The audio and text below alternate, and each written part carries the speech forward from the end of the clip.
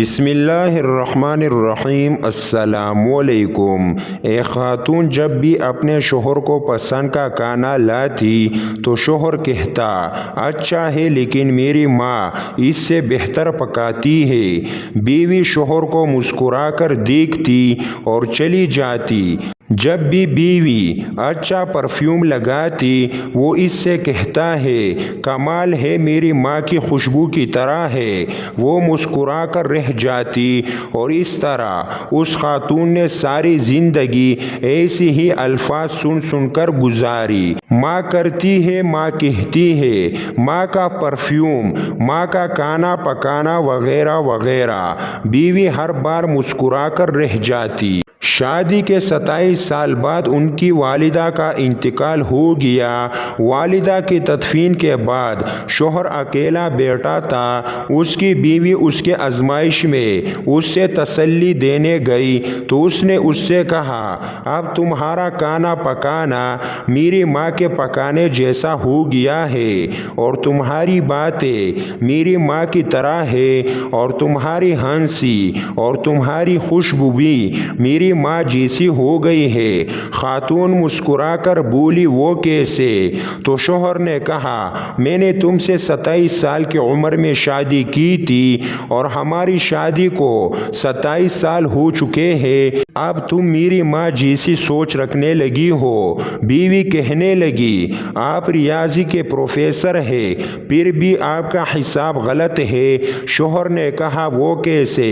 بیوی کہنے لگی میں جب تک زندہ ہوں آپ کی ماں کے برابر نہیں بن سکتی۔ ان کے 54 سال دینا میرے 27 سال کے برابر نہیں ہو سکتے، اور جس کے قدموں کے نیچے جنت ہے میں ان کے برابر نہیں ہو سکتی۔ خاوند فرتی جذبات سے رو پڑا اور کہنے لگا کیا تمہیں کبھی میری ماں سے تشبیہ دینے کی تکرار سے پریشانی نہیں ہوئی؟ کیونکہ میں ہر کام میں ماں کو یاد کرتا اور ان کی تعریف کرتا تھا جیسا کہ دوسری خواتین کرتی ہیں۔ اس نے کہا نہیں، کبھی نہیں، بلکہ معاملہ اس کے برعکس ہے۔ خاوند نے کہا وہ کون سی باتیں ہیں جو تم تمنا کرتی رہی اور میں تم سے پوچھ نہ سکا؟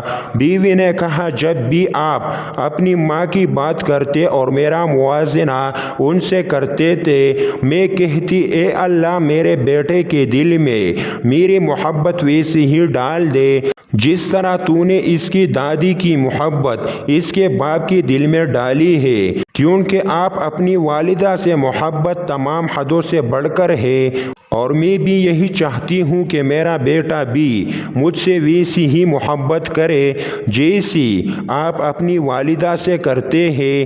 میرے سر تاج، مجھے آپ پر فخر ہوتا تھا کیونکہ آپ کا بیٹا آپ پر ہی جائے گا۔ اے اللہ ہمیں والدین کی رضا حاصل کرنے والوں میں شامل فرما۔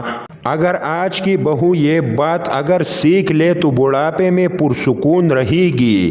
آج کسی کے بیٹے پر قبضہ جمانے کی کوشش کل اپنے بیٹے کو ہاتھوں سے نکال دے گی، کیونکہ دنیا مکافات عمل ہے۔